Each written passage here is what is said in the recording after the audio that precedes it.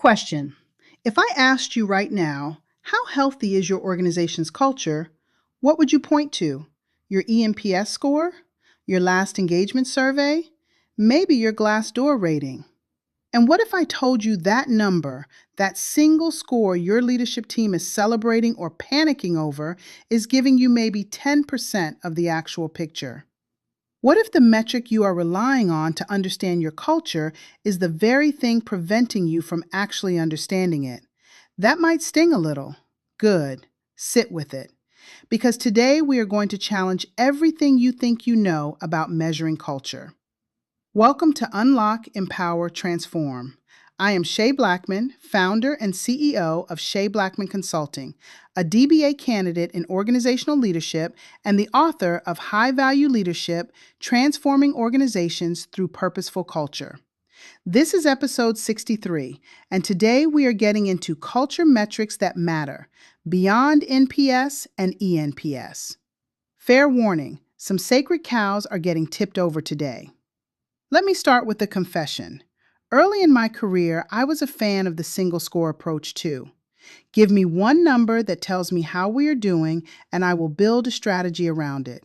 It felt clean, it felt decisive, and it was deeply insufficient. I just did not know it yet. Here is the fundamental problem with NPS and eNPS as your primary culture measurement. NPS, or Net Promoter Score, was designed to measure customer loyalty. eNPS borrowed that model and applied it to employees with one question: how likely are you to recommend this company as a place to work? And then we assigned an entire culture narrative to that one answer. Think about how absurd that is for a moment. You are trying to understand the health of an entire organizational ecosystem, something that includes trust, communication, psychological safety, leadership effectiveness, inclusion, growth opportunities, and workload balance, and you are asking one question. That is like going to the doctor, getting your temperature taken, and the doctor saying, 98.6, you are perfectly healthy. See you next year. No blood work, no questions about your sleep, your stress, your family history, just one number. You would switch doctors immediately. But somehow we accept this logic for organizational health. In my experience across manufacturing, automotive, healthcare, nonprofit, and professional services, I have watched organizations make massive strategic decisions based on a single engagement number. There was a company that had a strong eNPS score. Leadership was thrilled, bonuses were tied to it, and yet their voluntary turnover in the first 18 months of employment was quietly climbing. The number said everything was fine. The exit data told a completely different story. The score measured sentiment. It did not measure experience. In high-value leadership, I dedicate an entire chapter to performance metrics, and I make a critical distinction between leading indicators and lagging indicators. Your eNPS score is a lagging indicator. By the time that number moves, the cultural damage or cultural improvement has already happened. You are reading the aftermath, not the forecast. And leaders who are serious about transformation need the forecast. Let me break down what a single culture score cannot tell you. It cannot tell you where the problem lives. A company-wide eNPS of plus 30 might mean one department is at plus 70 and another is at negative 15, and they are averaging out into a number that makes everyone feel comfortable. Comfort is not the same as clarity. It cannot tell you why people feel the way they do. Someone might recommend your company because the pay is competitive even though their manager is toxic. Someone else might not recommend it because they feel overlooked for promotion even though they love their team. Same score, wildly different root causes, completely different interventions needed. It cannot tell you the speed of change. Is culture improving, declining, stagnant? A snapshot score taken twice a year gives you 2 data points. That is not a trend. That is a coin flip with a corporate logo on it. And perhaps most critically, it cannot tell you what is working. If your score goes up, what drove it? Was it the new manager training? The revised onboarding process? The fact that you finally fixed the parking lot lighting. Without dimensional data, you are guessing. Educated guessing, maybe, but guessing nonetheless. So, if single scores are not enough, what do we do instead? We build a culture dashboard. And not a dashboard that just makes your quarterly board presentation look sophisticated, a real, multidimensional system that gives you the full picture. A strong culture dashboard should include at least 4 dimensions. The first is behavioral indicators. These are observable actions that tell you what is actually happening, not what people say is happening. Attendance patterns, voluntary overtime trends, participation in optional programs, peer recognition frequency, cross-departmental collaboration rates. Behavior does not lie. People can tell you they love working here on a survey and quietly be applying to 3 other companies, but behavioral data catches the discrepancy. The second dimension is relational health. This measures the quality of relationships across the organization. Manager-employee trust levels, team cohesion scores, psychological safety indicators, conflict resolution effectiveness, and inclusion belonging metrics. This is where you find out if people actually feel safe speaking up or if they just check the agree box because they do not trust the survey is truly anonymous. The third dimension is systemic alignment. This measures whether your culture is actually aligned with your stated values and strategic objectives. Do your promotion patterns reflect the leadership competencies you claim to value? Do your resource allocation decisions match your stated priorities? Does the lived experience of employees match the employer brand you market? Systemic alignment is where organizations get exposed because it is easy to have beautiful values on a wall and contradictory systems running underneath them. The fourth dimension is growth velocity. This is about momentum. Are your culture indicators improving, declining, or flat? How fast? In which areas?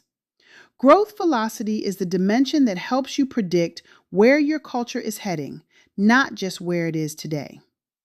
And that predictive capability is what separates reactive HR from strategic culture leadership. In high-value leadership, I discussed the concept of leading versus lagging indicators in Chapter 12. A multidimensional dashboard gives you both. The behavioral data is leading. The engagement scores are lagging. When you combine them, you stop reacting to symptoms and start diagnosing root causes. Now, at Shea Blackmon Consulting, we use what I call the Holistic Culture Health Scorecard. And this is not just a theoretical model I teach. This is the framework I have built and refined over more than 2 decades of leading cultural transformation in real organizations with real budgets, real constraints, and real people who had every right to be skeptical. The Holistic Culture Health Scorecard integrates 5 measurement categories that directly align with the high-value leadership trademark framework. First, purpose alignment. This maps to the purpose-driven vision pillar. We measure whether employees understand the organization's mission, whether their daily work connects to it, and whether leadership communicates purpose consistently. If your frontline team cannot articulate why the company exists beyond making money, you have a purpose alignment gap. Second, culture stewardship effectiveness. This connects to the stewardship of culture pillar. We evaluate whether leaders at every level are actively shaping and nurturing culture, or whether culture is being treated as an HR project rather than a leadership responsibility. I have seen organizations where senior leaders delegate culture entirely to HR and then wonder why nothing changes. Culture is not an HR initiative. It is a leadership mandate. Third, Emotional Intelligence Index. Tied to the Emotional Intelligence pillar. This measures how well leaders across the organization demonstrate self-awareness, empathy, and social skill in their daily interactions. Not on a self-assessment, on a 360-degree evaluation.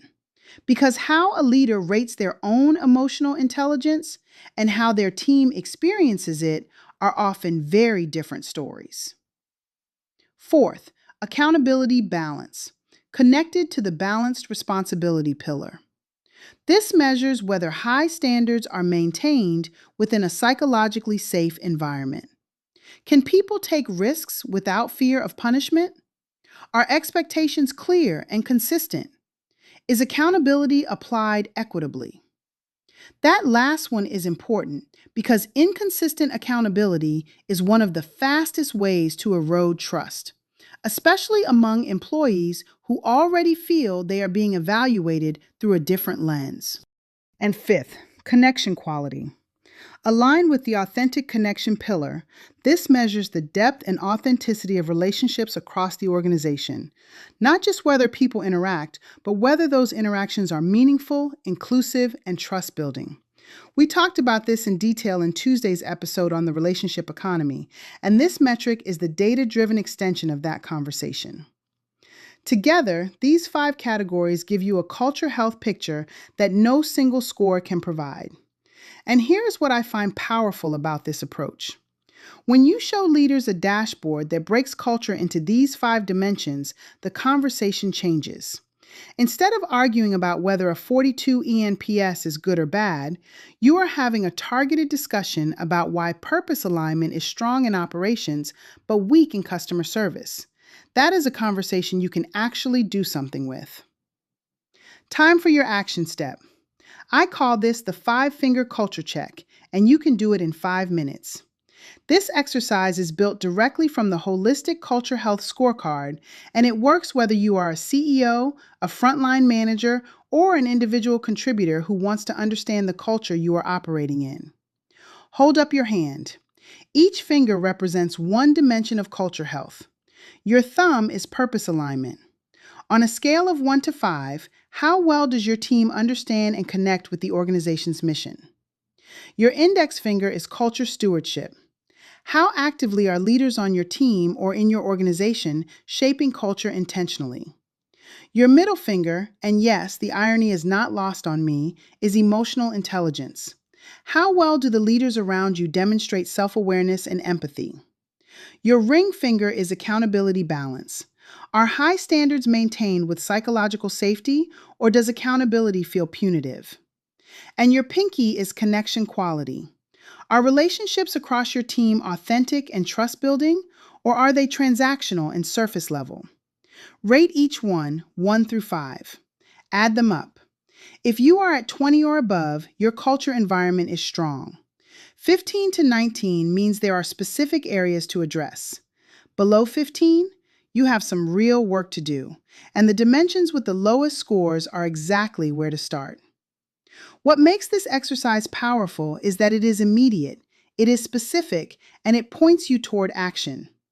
Instead of looking at a vague engagement number and wondering what to do, you now have 5 distinct areas with a clear sense of where the gaps are. That is the difference between measurement and insight. Now, I want to connect this to something personal for the professional women in this audience. The same way organizations need multidimensional measurement, so do you. In the Shield Resilience Strategy Guide, which is your free download for this episode, there is a section on learning orientation that includes the after-action review process. It is a personal framework for evaluating your own growth across multiple dimensions. What happened, what went well, what could improve, what you will do differently, and what you learned about yourself. That is not a single-score self-assessment. That is a holistic review. The guide also includes weekly reflection questions under the Daily Practices section that mirror this multidimensional approach. What challenged you, what you handled well, what you would change, and how you are growing as a leader. And the self-awareness section gives you a framework for monitoring your own triggers, patterns, and responses across physical, emotional, and professional dimensions. The point is this: if you would not assess an entire organization's culture with one number, do not assess your own leadership effectiveness with one feeling. Be as rigorous with your personal development as you are with your organizational strategy. You deserve that level of attention and intentionality. Let me leave you with this. Culture measurement is not about finding the right number.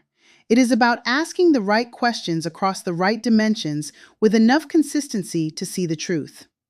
NPS and eNPS are not bad tools. They are just incomplete tools. And incomplete data leads to incomplete strategies, which leads to the kind of culture investments that look great in a board presentation and change absolutely nothing on the ground. You deserve better metrics. Your teams deserve better understanding. And your organization deserves a measurement approach that treats culture with the complexity and respect it actually requires. If you want the full framework, the book is High Value Leadership: Transforming Organizations Through Purposeful Culture. Chapter 12 on performance metrics and Chapter 15 on the business case for culture investment will change how you think about measurement. The links are in the show notes. Download the Shield Resilience Strategy Guide from the show notes. It is free, it is comprehensive, and it gives you a personal framework for multidimensional growth that mirrors everything we talked about today for organizations. And drop a comment. Tell me, what is the one culture metric you wish your organization measured that it currently does not? I genuinely want to know. And if you are ready to implement this at scale, the High Value Leadership Intensive course is coming. This is going to be the full system: the scorecard, the dashboard framework, the implementation roadmap, everything you need to go from measuring culture to actually transforming it. Stay connected for early access details in the show notes. Thank you for being here today. This is Shay Blackmon reminding you: unlock your potential, empower your purpose, and transform your world. I will see you Tuesday for episode 64, Quarter 1 Reflections: What 2026 is Teaching Us About Culture. We are going to get reflective and strategic, so bring your notebook. Until then, measure what matters, lead with purpose, and never settle for a single score.